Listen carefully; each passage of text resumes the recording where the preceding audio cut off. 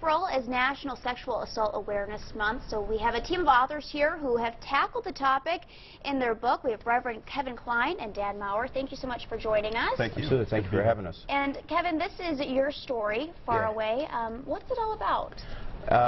When I was 14, this takes place in 1975. When I was 14, I was introduced to a man who at first became a friend. This was a time when I was figuring out my sexuality, and in 75 there were no role models, outlets if you were a gay teen. So a friend of mine introduced me to this man, and he developed a relationship with me. And what this guy eventually started doing was turning me out to friends of his, or introducing me to friends of his, which actually turned out he was just pimping me out.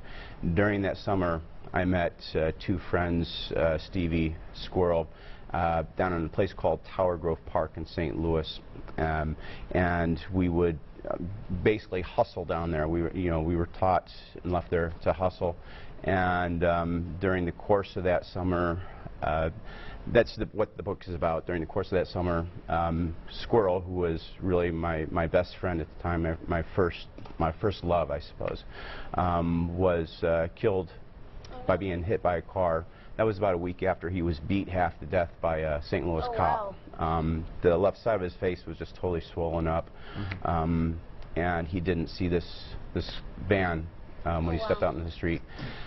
Stevie, later that October, basically passed out and died of exposure. And this was something that I experienced that I kept to myself. You basically had to, because even at 14, I could have been sent away to reformatory juvenile hall, for what we were doing. Oh, wow.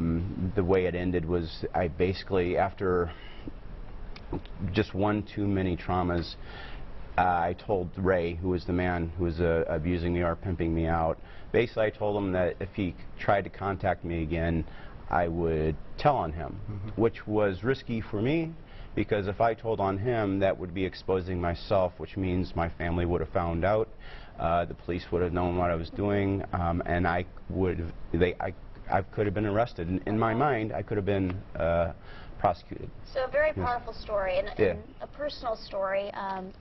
And then you were helping out with writing. You were the author. How were you involved in this whole process? Well, Kevin and I actually knew each other beforehand. We went to seminary together. I was an ordained minister for 11 years, and then after getting sober, I fell hard in addiction and depression. My first book, Sobriety, a graphic novel from Hazelden, was published, and after I heard Kevin's story, I knew the power of it, and really that we needed to get this out so we could reach out to others. And that's one of the things that we've been doing, is partnering with organizations here in Duluth, Lifehouses, the ones that we connected with, and next Thursday at Fickner's, we're going to have a book event.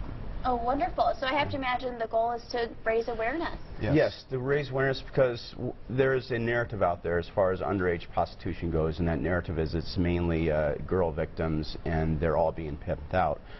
What they found, in fact, Rick Curtis and Anthony Marcus, who are professors at John Jay College of Criminal Justice in Manhattan, found that nearly 50% are boys, and they've replicated this study in other places.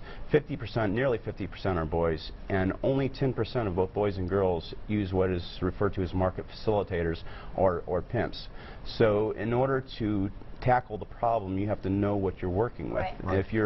If all the resources are going to try to arrest these pimps, which they should be prosecuted, but you have to help these other kids too, and know how to help them. Yeah, exactly. And the kids need to hear this too. They need to know that they're not the only ones. Very true. A very important topic that you're bringing light to. And you can learn more.